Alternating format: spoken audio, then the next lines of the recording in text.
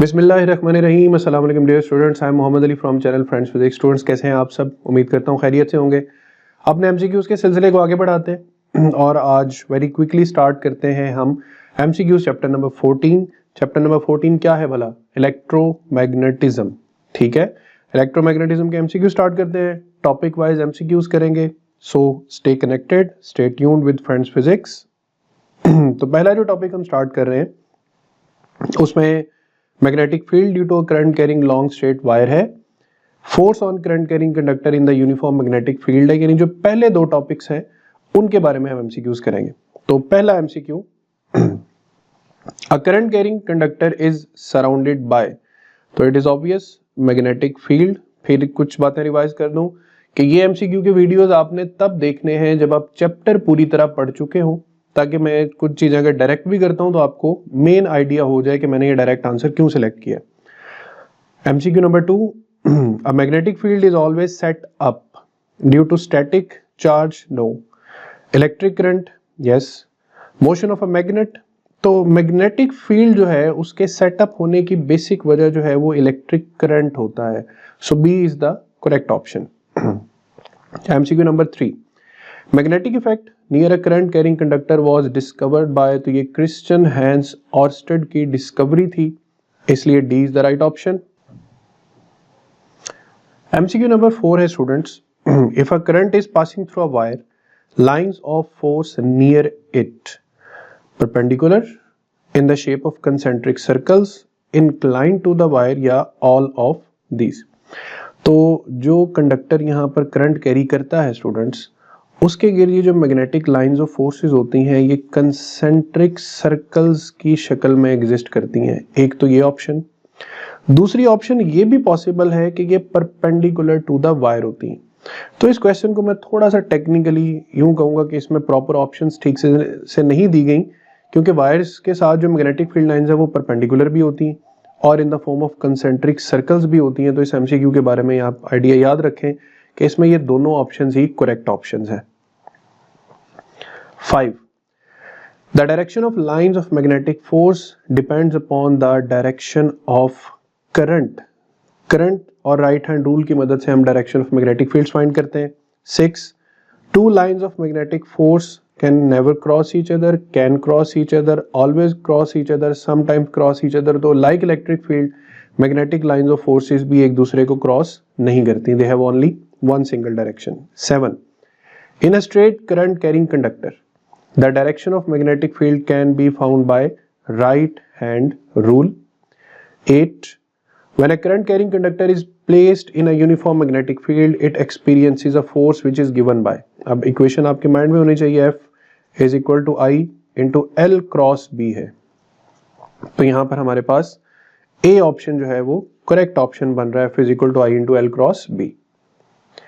MCQ number 9, a current carrying conductor is placed at right angle to the magnetic field, the magnetic force experienced by the conductor will be maximum। F is equal to IL B sin theta है और sin 90 पे answer maximum आता है।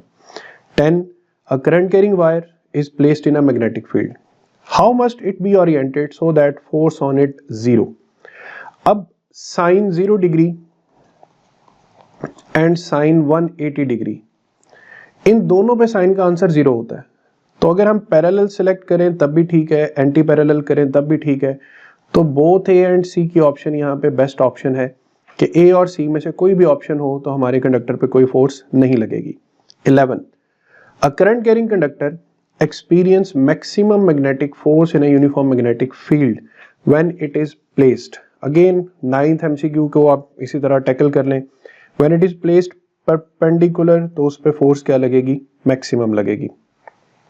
MCQ 12, if a current passing through a wire in a magnetic field is half, the magnetic force will also become half, क्योंकि F जो है वो directly proportional to current है।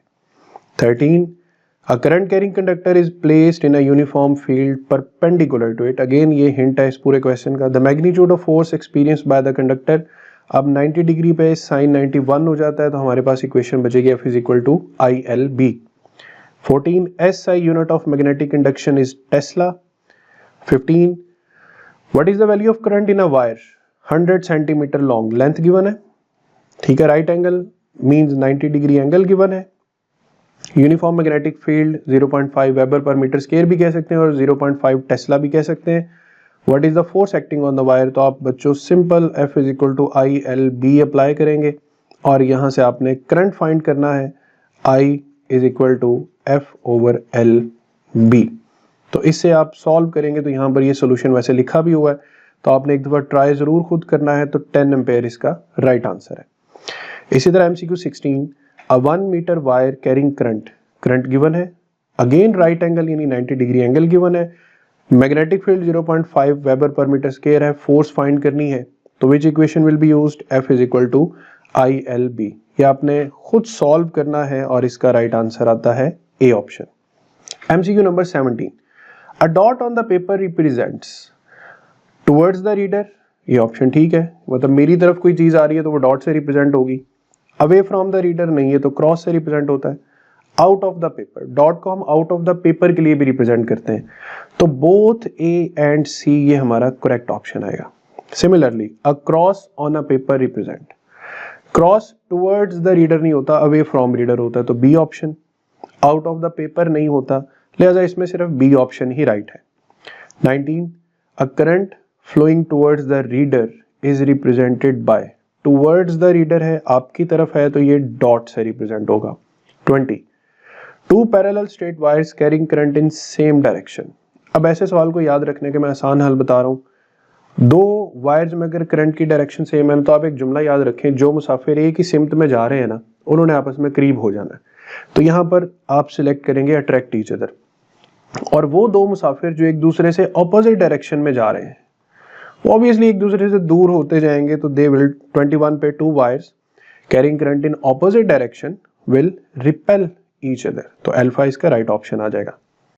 नेक्स्ट टॉपिक है students हमारे पास magnetic flux and flux density. 22, tick the correct statement, magnetic lines of forces have no physical significance, they are imaginary lines, they start from north and on south, correct option है। They do not cross each other, ये भी correct option है, तो इसमें D जो है वो right option आएगा। All of the above statements are correct. 23, magnetic lines of force determine the strength of a magnetic field. 24, the strength of magnetic field through an area is proportional to the number of lines per unit area passing which is perpendicular to the area। कि जो area हमने magnetic field lines के सामने perpendicular रखा होता है ना, वो मैक्सिमम फ्लक्स प्रोवाइड कर रहा होता है इस डायरेक्शन में, तो यहाँ पे perpendicular to the area right answer आएगा। Uniform magnetic field 25, uniform magnetic field will be represented by parallel to each other, yes. Number 2, equidistance, ये भी ठीक है। Perpendicular to each other इसमें right option नहीं है, तो both A and B are regarded as the correct options। 26, magnetic induction is also called magnetic flux density, magnetic force, all of these, तो इसमें सिर्फ C right option है। Flux की equation आप पढ़ते हैं ना, phi is equal to B A, यहां पर नेक्स्ट आप फाई ओवर ए लिख दें तो ये बचेगा बी के बराबर। अब ये टर्म पढ़ी जा रही है फ्लक्स डेंसिटी, और ये बराबर किसके, मैग्नेटिक इंडक्शन के, तो मैग्नेटिक फ्लक्स डेंसिटी और मैग्नेटिक इंडक्शन ये एक ही चीज के दो नाम है। 27, 1 tesla is equal to, 1 tesla होता है जी newton per ampere per metre, memory based question है, तो Newton per ampere per metre आपके पास ए ऑप्शन पे आ रहा है। 28, ऐसा unit of magnetic induction is tesla which is also equals to, तो उसी बात को वर्बली लिख दिया है Newton per ampere per metre, तो सी बेटा इसका राइट ऑप्शन आएगा। 29, 1 टेस्ला इज, तो अब यहाँ पे फ्लक्स की कंडीशन में तभी मैंने आपको बताया था कि B is equal to phi over A है। फाई का यूनिट होता है वेबर, एरिया होता है मीटर स्क्वायर, तो वेबर पर मीटर स्क्वायर, तो B is the correct option. 30, weber is the unit of, तो weber is the unit of magnetic flux. 31, total number of lines of magnetic induction passing through any surface place perpendicular to the field is known as magnetic flux, definition है ये magnetic flux की। 32, ऐसा unit of flux density, again flux density magnetic field है, तो magnetic field का unit newton per ampere per metre, तो A इसका right option आएगा। 33 magnetic induction is also called again magnetic flux density, ठीक है, और मैग्नेटिक फ्लक्स इनटू एरिया नहीं आएगा यहाँ पर, तो यहाँ पर सिर्फ मैग्नेटिक फ्लक्स डेंसिटी ही आएगा। मैग्नेटिक फ्लक्स तो हो गया फाई और ये हो गया फाई मल्टीप्लाई बाय एरिया, तो ये तो नहीं होता। फ्लक्स डेंसिटी अलबत्ता फाई ओवर ए होता है और ये किसके बराबर होता है, बी के इक्वल होता है। अब आते हैं कुछ कंडीशंस के फ्लक्स की मैक्सिमम और मिनिमम वैल्यूज। तो flux will be maximum at, चूंकि इसमें कॉस थीटा यूज होता है, बी ए कॉस थीटा, तो उसके अकॉर्डिंग हम जवाब देंगे कि 0 degree. Magnetic flux will be 0 at 90 degree. SI unit of magnetic flux, अब मैग्नेटिक फ्लक्स होता है वेबर, वेबर होता है टेस्ला मीटर स्क्वायर। तो देखें weber is equal to tesla metre square. अब टेस्ला क्या होता है आपके पास, newton per ampere per metre, 7 multiply हो रहा है मीटर स्क्वायर, ये बनेगा न्यूटन मीटर पर एम्पेयर। तो एक तो आप ये ऑप्शन सिलेक्ट करेंगे। एक आपको मैं और इंफॉर्मेशन देता हूं, ये जो न्यूटन मीटर पर एम्पेयर है, न्यूटन मीटर को आप जाउल भी लिख सकते हैं, 7a-1, तो वेबर जो है वो जाउल पर एम्पेयर के बराबर भी आता है। तो यहाँ पर न्यूटन मीटर पर एम्पेयर कहाँ है जी, ये रहा D option. And remember it is also equals to joules per ampere. 37 SI unit of flux density, अब फ्लक्स डेंसिटी वर्ड बोला है तो टेस्ला आंसर है। SI unit of flux density, again उसने newton per ampere per metre पूछा है हमसे, बता देते हैं।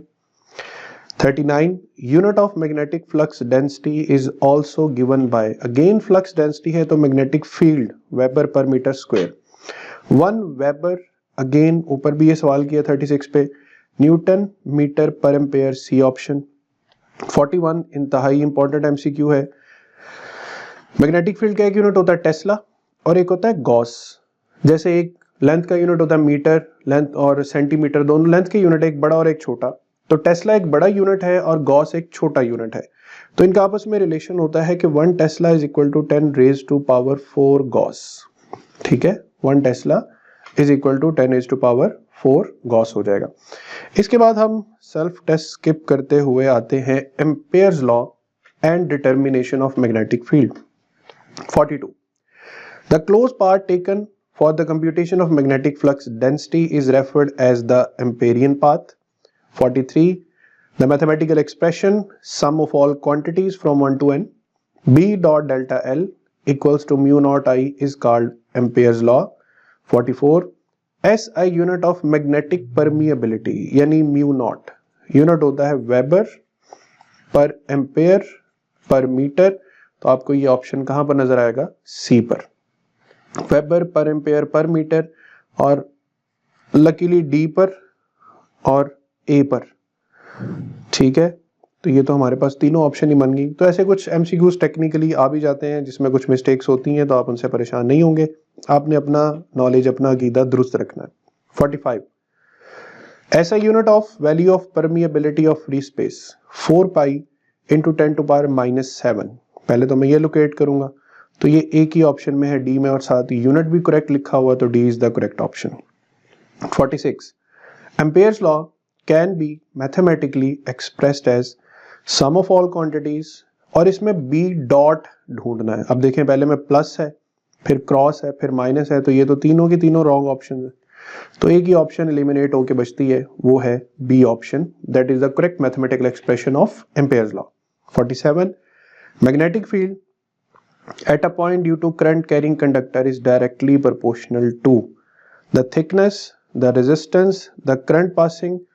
तो करंट कैरिंग कंडक्टर की इक्वेशन मैं आपको यहाँ पर बताता हूँ, ये होती है बच्चों B is equal to mu naught I over 2 pi R। ये इक्वेशन आपके न्यूमेरिकल नंबर 5 में भी यूज होनी, तो इसमें सिर्फ करंट आ रहा है, थिकनेस या रेजिस्टेंस का तो कोई जिक्र नहीं आ रहा, तो हम यहाँ पे C ऑप्शन सिलेक्ट कर लेंगे। 48 A long tightly wound cylindrical coil of wire is called, तो इसको कहते हैं solenoid।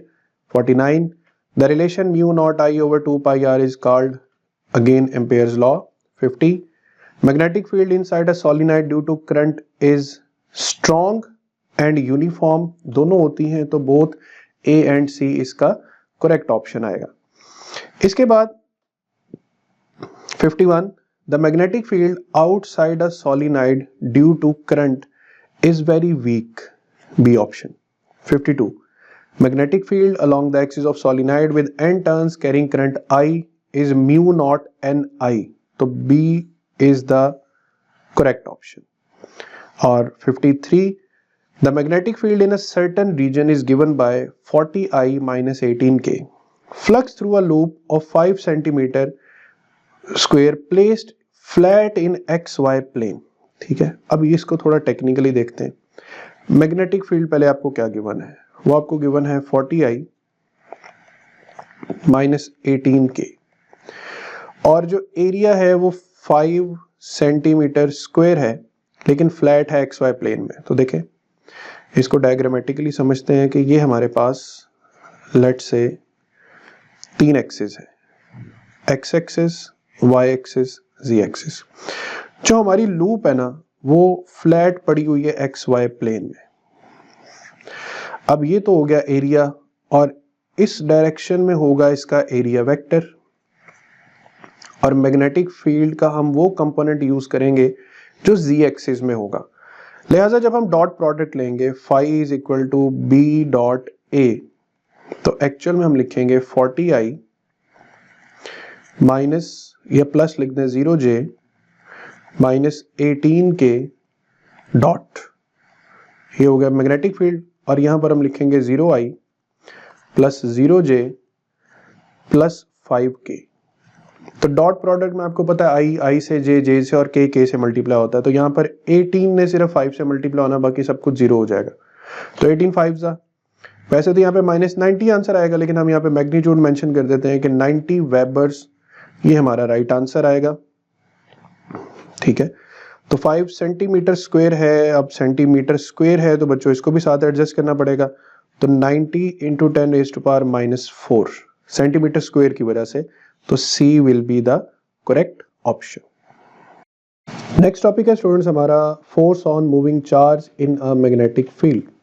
54, the force experienced by a charge Q moving with velocity V in a magnetic field strength B is given by. अब इसमें याद रखना cross product आता है, तो डॉट प्लस माइनस ये कैंसिल हो जाएंगे और हमारे पास सिर्फ B ऑप्शन करेक्ट बचेगा, F is equal to Q into V cross B। 55, the force experienced by a neutron moving with velocity v in a magnetic field of strength B is given by F is equal to Q into V cross B, तो आना चाहिए है, but neutron का charge क्या होता है 0, तो A is the correct option। 56, force on a charged particle having Q moving with velocity V parallel to the field। अब ये हिंट है, पैरेलल है तो एंगल बेटा कितना होगा 0 डिग्री होगा, और साइन 0 डिग्री पे क्या हो जाता है 0 हो जाता है, तो हम बगैर किसी कैलकुलेशन के इसको F is equal to 0 suppose कर लेंगे। 57, magnetic force experienced by a charge particle moving in a magnetic field will be maximum. अब मैक्सिमम तब भी आता है जब परपेंडिकुलर हो या 90 डिग्री हो, तो D is the correct option. तो देखिए MCQs में कुछ ऐसे क्लिकिंग वर्ड्स होते हैं जिनसे आपको वैसे ही आइडिया आ जाता है, अगर आपका नॉलेज, आपके कॉन्सेप्ट अच्छे हैं तो आपको ज़्यादा टाइम भी नहीं लगता MCQ सॉल्व करने पे। 58, magnetic force experienced by a charged particle moving in a magnetic field will be minimum। Minimum कब होगी, जब पैरेलल होगी या एंटी पैरेलल होगी। अब इसमें पैरेलल और एंटी पैरेलल दोनों ऑप्शंस गिवन है, और डेल्टा पे उसने डी यानी both B and C select किया हुआ है।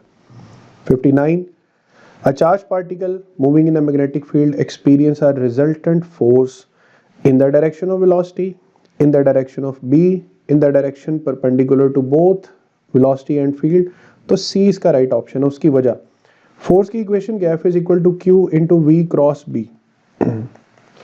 अब राइट हैंड रूल यूज करें ना, तो V और B को हम क्रॉस मल्टीप्लाई करेंगे तो हमारा थंब हमें फोर्स की डायरेक्शन देगा, और थंब जो है वो V और B दोनों के साथ परपेंडिकुलर है, तो C इसका राइट ऑप्शन होगा। 60, if a charge of 1 coulomb is moving at right angle to the magnetic field with a velocity of 1 meter per second, experience a force of 1 Newton, then magnetic induction will be 1 Tesla। Sidhi Sidhi definition बनाई हुई है इसने, F is equal to Q V B। तो यहाँ से आपके पास जो b है अगर वो लिख दिया जाए F/QV, तो force will be 1 newton when 1 coulomb charge is moving with the velocity of 1 metre per second. तो हमारे पास बेटा यहाँ पर मैग्नेटिक इंडक्शन क्या आ जाएगा, 1 Tesla. 61. When an ion is projected perpendicular to the uniform magnetic field, its path. तो याद रखें जब भी कोई चार्ज पार्टिकल परपेंडिकुलर एंटर किया जाएगा मैग्नेटिक फील्ड में, उसका पाथ जो होगा वो सर्कल होगा। बाकी पाथ्स भी इसी तरह लेक्चर्स में भी एक्सप्लेन किए, आगे के क्वेश्चन आए तो उसमें भी एक्सप्लेन हो जाएंगे। 62. An electron enters a region where the electric field is perpendicular to the magnetic field. It will suffer no deflection if. तो वो कोई डिफ्लेक्शन सफ़र नहीं करेगा बेटा, इसकी कंडीशन आपने लॉरेंट्ज फोर्स का टॉपिक है ना, तो अगर उस पर इलेक्ट्रिक फोर्स बराबर हो जाए मैग्नेटिक फोर्स के तो वो कोई डिफ्लेक्शन सफ़र नहीं करेगा। तो QE must be equal to QVB, Q से Q कैंसिल हो जाएगा तो E is equal to VB, और यहाँ से वेलोसिटी सिलेक्टर की एक इक्वेशन बनती है V is equal to E/B। ये आपकी एग्जाम्पल नंबर 14.5 है, इसको आपने टेस्ट कर लेना है, ठीक है। तो राइट ऑप्शन यहाँ पर E is equal to VB, right option आ जाएगा। 63. The force experienced by a charged particle is 0 when a charged particle is projected at an angle of 0 degree, sin 0 पे 0 हो जाएगा। 64. When charged particle enters in magnetic field, right angle again perpendicular है, it moves in a circular path। मैं ऊपर भी clear करके आया हूँ कि अगर 90 डिग्री एंगल है तो पाथ सर्कल होगा। 65. The magnetic force on an electron traveling speed given है parallel to the field। लें जी, इतना डाटा देकर आगे उसने पैरेलल बोल दिया तो 0 डिग्री, तो 0 डिग्री पे तो भाई कैलकुलेशन की ज़रूरत ही नहीं है, कोई फोर्स एक्सपीरियंस नहीं होगी। हाँ 66 पे उसने बात वो की है जो वो करना चाह रहा था, मैग्नेटिक फोर्स फाइंड करनी है इलेक्ट्रॉन पर जो ट्रैवल कर रहा है इतनी वेलोसिटी से परपेंडिकुलर टू द फील्ड। अब परपेंडिकुलर मूव कर रहा है तो obviously F is equal to EVB। ये बेटा आप फॉर्मूला लगाएंगे आप खुद, कैलकुलेशन आप करेंगे। यहाँ पर सॉल्व किया भी हुआ है, इसको जूम करके आप देख सकते हैं। तो मैं यहाँ पे आंसर तो हाईलाइट कर रहा हूँ 6.4 × 10⁻13, बट आंसर आप इसका खुद लगाएंगे। 67. Magnetic force is a restoring, is a working, is a deflecting, both A and B। तो ना ये A है ना B है, magnetic force is just and just a deflecting force. Electric force working force है, वो पार्टिकल पे work करती है, लेकिन जो मैग्नेटिक फोर्स है ना ये पार्टिकल्स को सिर्फ डिफ्लेक्ट करती है। इसी वजह से पाथ कभी सर्कल बन रहा है, कभी हेलिकल बन रहा है, कभी स्पाइरल बन रहा है and so on. 68. The direction of force on moving negative charge will be dash that of positive charge. तो मैग्नेटिक फील्ड में बेटा पॉजिटिव चार्ज अगर अपवर्ड जाएगा ना तो नेगेटिव चार्ज डाउनवर्ड जाएगा, तो ऑपोजिट इसका राइट आंसर आएगा। इसके बाद motion of charge particle in electric and magnetic field and determination of charge to mass ratio. तो let's start 69. The force F in the equation F is equal to FE plus FB is called Lorentz force. 70. Vector sum of electric and magnetic forces in a region where charged particle is moving with some velocity is called। तो इस vector sum of electric and magnetic force को लॉरेंट्ज force कहते हैं। 71. If a charge is free to move in electric field, then acceleration will be। तो मैं आपको यहाँ पे सॉल्व कर देता हूँ। देखिए इलेक्ट्रिक फील्ड में ये मूव करेगा तो इस पर फोर्स लगेगी QE, और QE बराबर होगा MA के, दोनों फोर्सेज हैं। तो यहाँ से एक्सेलरेशन को फाइंड कर लें, A is equal to QE divided by M। कहाँ रहा ये formula, QE divided by M, option A पे आ रहा है। 72. The Lorentz force on the charged particle moving in electric field and magnetic field is given by। अब sum of electric and magnetic आना चाहिए तो A इसका राइट ऑप्शन है, बाकी डिफरेंट मैथमेटिकल ऑपरेशंस है। 73. Magnetic force performs no work at all। ये act करती है like a centripetal force and work done by centripetal force is 0। 74. A charged particle is projected into a uniform magnetic field. Which of the following parameters of the charged particles will be affected? देखिए magnetic force है deflecting force, तो ये अगर change करेगी ना तो particle की direction change करेगी, और डायरेक्शन से ताल्लुक है किसका, वेलोसिटी का। एक और ऑप्शन यहाँ पे और अटैच हो सकती थी, वो था मोमेंटम, कि अगर वेलोसिटी चेंज हो रही है डायरेक्शन की वजह से तो ऑब्वियसली मोमेंटम भी चेंज होगा, बट एनर्जी और speed will remain same. 75. The E by M of an electron moving with speed along a circular path in a magnetic field is given by। तो E over M, इसकी equation आपने book पे क्या पढ़ी, E by M is equal to 2V over B square R square। अब ये equation, ये answer हम अगर ढूंढें तो ये लिखा हुआ है हमारा desired answer. 76. The E by M of an electron moving in a circular path is given by।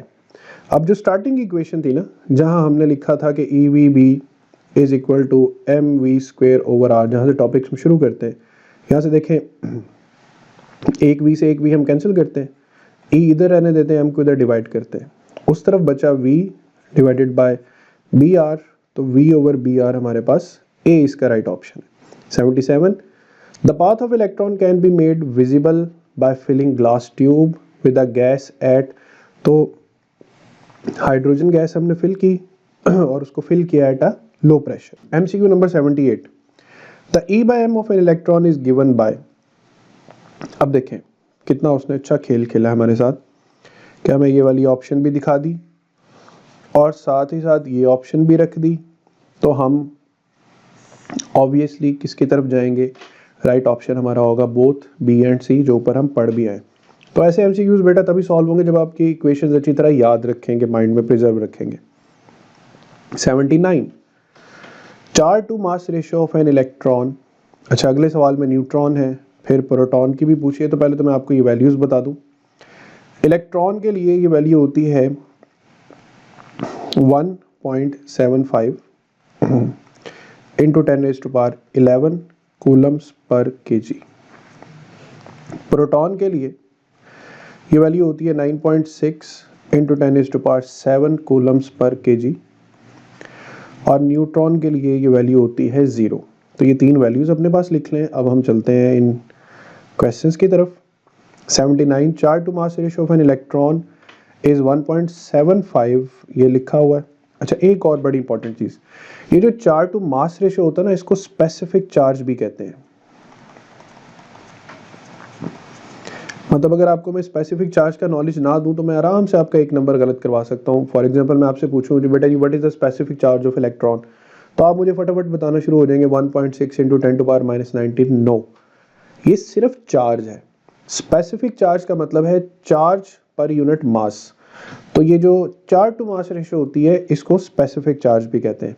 तो 80 charge to mass ratio of neutron, neutron पे चार्ज ही नहीं होता तो कोई वैल्यू भी नहीं होगी।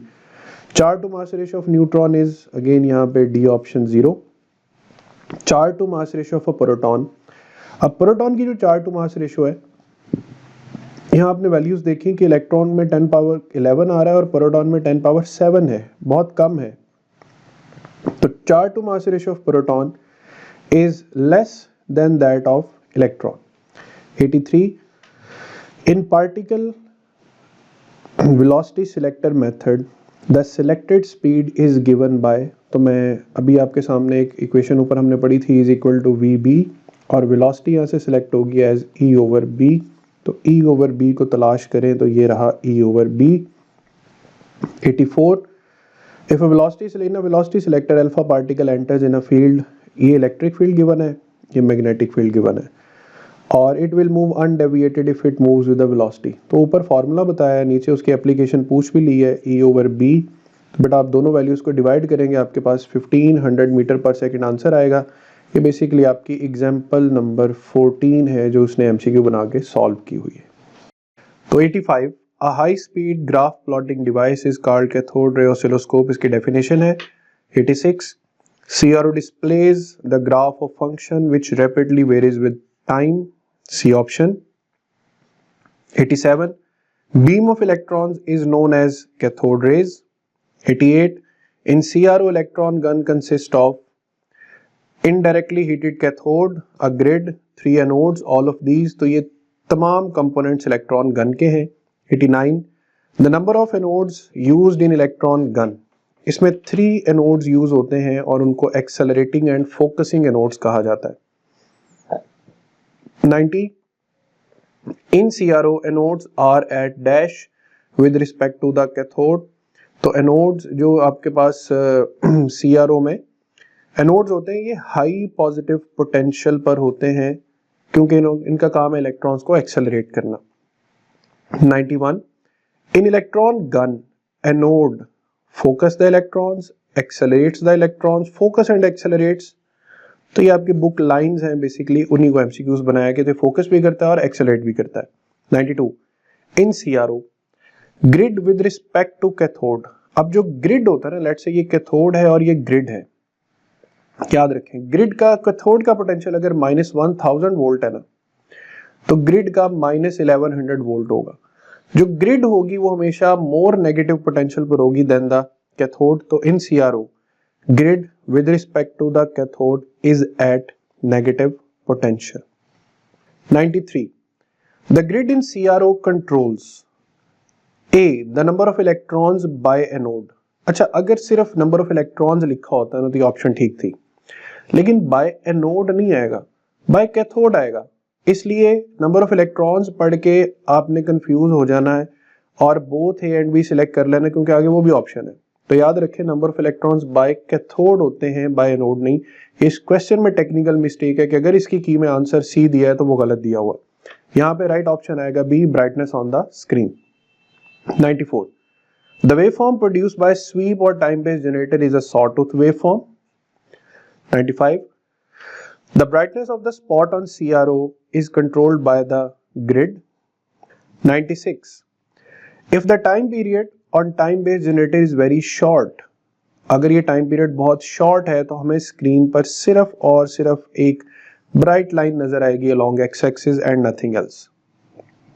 97 the pattern on CRO screen will be stationary if the time period of time based generator is equal to the time period of Y plates। ये आपके CRO में जो सेकंड पेज है ना उसका फर्स्ट पैराग्राफ में ये सारी स्टोरी लिखी हुई है कि दोनों टाइम पीरियड्स अगर इक्वल हो जाएंगे तो जो पैटर्न होगा स्क्रीन पर वो स्टेशनरी अपीयर होगा। 98 the CRO is used for displaying the wave form of a given, अच्छा ऑफ अ गिवन वाइब्रेशन नहीं, of a given voltage, of a given frequency या ऑल ऑफ दीज। तो इसमें vibration और frequency नहीं आएगा, इसमें सिर्फ वोल्टेज आएगा। तो आपने ऑल ऑफ दीज सेलेक्ट नहीं करना, अपना नॉलेज रिफाइन करना है।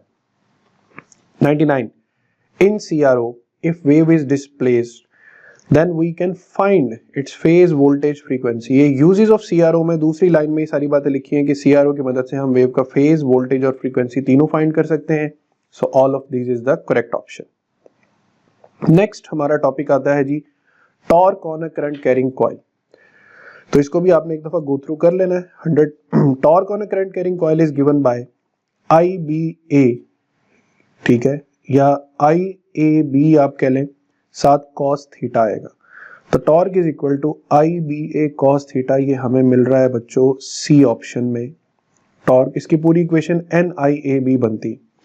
101 if the plane of rectangular coil is parallel to the magnetic field then torque on the coil. अब चूंकि cos है ना तो पैरेलल का वर्ड यूज हुआ है तो cos 0 degree is equal to 1 maximum answer आएगा।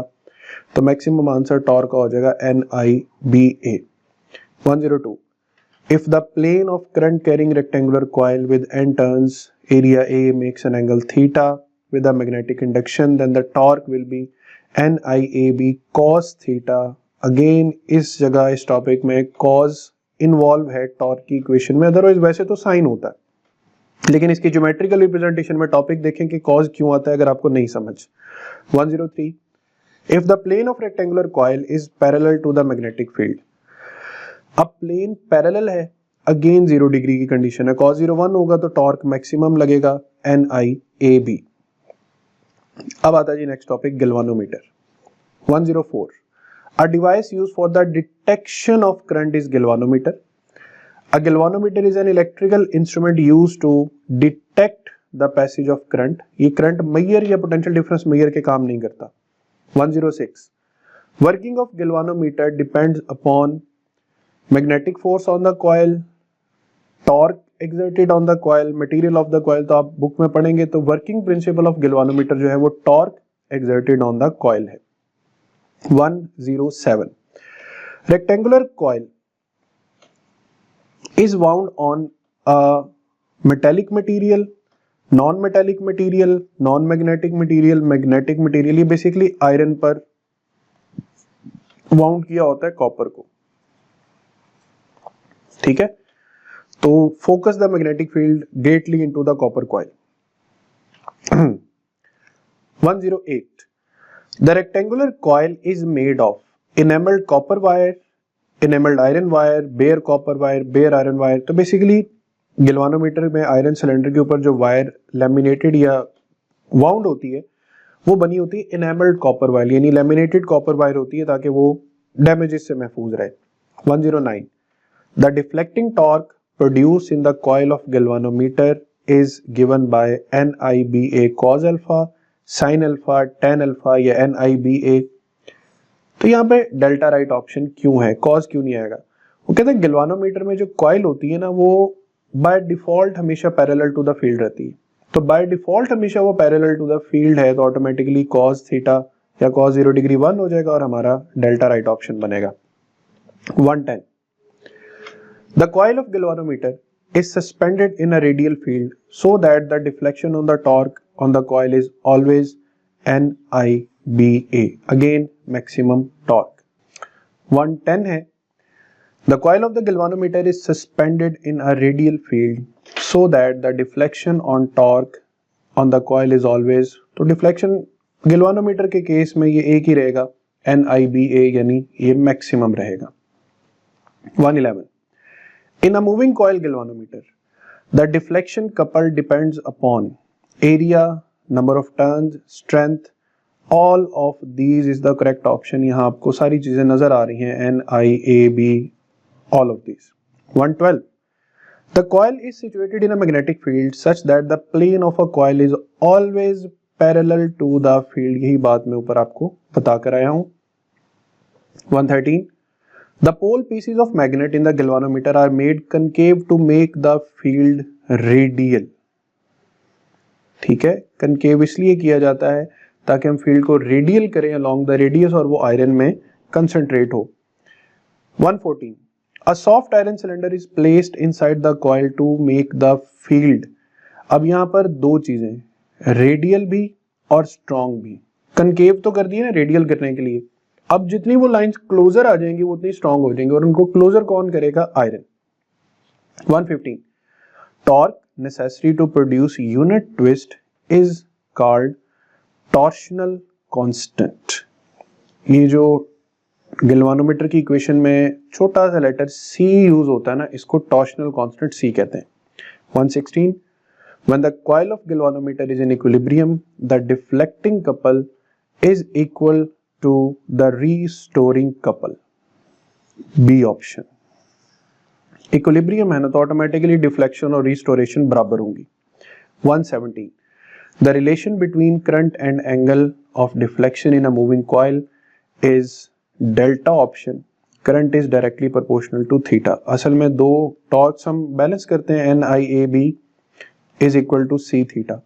अब I यहीं पे रहने दें, इधर लिखें C over BAN थीटा, तो ये सारा फैक्टर हो जाता है constant and current is proportional to theta आ जाएगा। 118 the current passing through coil of galvanometer is inversely directly inversely to square of current या नन ऑफ द अबव। तो करंट जो होता है अभी ऊपर हमने इक्वेशन पढ़ के हैं, ये directly proportional to the angle of deflection होता है, I proportional to theta. Method 119 पे method lamp and scale arrangement is used to measure the angle of deflection। MCQ 120 maximum current required to produce a deflection of 1 millimeter, very small deflection on a scale at a distance of 1 meter is torsional couple, torsion constant, current sensitivity, none of these। तो देखिए current की वजह से deflection produce करनी है और वो भी बहुत माइनर सी डिफ्लेक्शन है 1 मिलीमीटर, तो इसको हम कंसीडर करेंगे the current sensitivity. 121 The sensitivity of galvanometer is given by। अब सेंसिटिविटी होती क्या है? NIAB लिखना है इक्वल्स टू C थीटा। यहाँ पे आपने थीटा ओवर I की रेशियो बनानी है। अब थीटा ओवर I की रेशियो बनाएंगे ना तो ये बनेगी n डिवाइडेड बाय c। तो इसी को हम कहते हैं sensitivity of galvanometer. Angular twist per unit current BAN over C। तो ये इसका राइट मेथड याद रखना है, BAN ऊपर आएगा, C नीचे आएगा, C टॉर्शन कांस्टेंट है, तो ban over C is the right option. 122 the galvanometer can be made sensitive if the value of factor BO whenever C is made large. ठीक है, जितना ज्यादा ये फैक्टर इंक्रीज करेगा उतनी ज्यादा सेंसिटिविटी बढ़ती जाएगी। 123 galvanometer can be made sensitive if the value of the factor C over ban. अब देखें ऊपर वाले फैक्टर को उसने उल्टा दिया है, पहले इंक्रीज करने से सेंसिटिविटी बढ़नी थी, अब इसको डिक्रीज करने से सेंसिटिविटी बढ़ेगी। तो इस तरह अलर्ट रहना है जरा आइडियाज में। 124 sensitivity of moving coil galvanometer can be increased by increasing the magnetic field, decreasing the number of turns, using very long fine suspension, decreasing the area। तो इसमें according to the given equation सिर्फ एक ही best option नजर आ रही है, by increasing the magnetic field strength। 125 the sensitivity of moving coil galvanometer can be increased by increasing BAN। देखिए theta over आई में BAN ऊपर है न्यूमरेटर में, तो ये ऊपर वाला सारा फैक्टर बढ़ाने से सेंसिटिविटी बढ़ेगी, तो ए इसका राइट ऑप्शन है। 126 the sensitivity of moving coil galvanometer can be increased by decreasing. अब इसमें C को डिक्रीज करेंगे तो सेंसिटिविटी बढ़ेगी, तो C will be the only right option. 127 the working of all electrical instruments depends upon electrical effect of current, chemical effect of current, magnetic effect of current, all of these। तो ये electrical instruments जो होते हैं ना, ये mostly magnetic effects of current, खासकर ये जो गैल्वेनोमीटर, एमीटर, वोल्टमीटर टाइप होते हैं, ये काम करते हैं मैग्नेटिक इफेक्ट्स ऑफ करंट पे। 128 a moving coil galvanometer can be converted into ammeter, voltmeter, ohmmeter. तो आपके टॉपिक में चैप्टर में सारे टॉपिक्स हैं और वो गैल्वेनोमीटर से कन्वर्टेड हैं, तो ऑल ऑफ दिस इसका राइट ऑप्शन है। 129 the galvanometer in which the coil comes to rest quickly after the current passing through it is stopped is called dead beat galvanometer भी कहते हैं, और उसको स्टेबल गैल्वेनोमीटर भी कहा जाता है। तो इसको हम सी ऑप्शन सेलेक्ट करेंगे कि both stable and dead beat galvanometer. इसके बाद हम आते हैं नेक्स्ट जो टॉपिक है हमारा, वो है ammeter. Now 130 ammeter is a device used to measure the current. A galvanometer is converted into ammeter by connecting a suitable low resistance wire in parallel. C option. Ammeter is a low resistance instrument, high resistance, infinite, intermediate, it is a low resistance instrument. An ideal ammeter has a very low resistance which is 0. 134 which of the following resistance is used to convert galvanometer into an ammeter? A low resistance in series, no. Shunt resistance, yes. High resistance नहीं, high resistance in series भी नहीं। तो shunt resistance use होती है, shunt कहते हैं small resistance को, और वो यूज भी होती है सीरीज में नहीं, पैरेलल में। 135 to convert a galvanometer into ammeter the shunt resistance is given by. तो इसकी इक्वेशन आपको बच्चों जुबानी याद होनी चाहिए, RS is equal to IG RG over I minus IG। तो ये ऑप्शन ढूंढें तो बी पे ये कैटेगरी लिखी हुई है। इसमें जो I है ना, ये रेंज है। अगर हम रेंज बढ़ाना चाहते हैं तो हमें RS की वैल्यू यानी शंट की वैल्यू और कम करनी पड़ेगी। तो इन शॉर्ट जितनी शंट रेजिस्टेंस स्मॉल होती जाएगी उतने हमारे एमीटर की रेंज बढ़ती चली जाएगी। 136 in order to increase the range of ammeter the shunt resistance should decreased. अभी यही बात समझा के चला हूं मैं।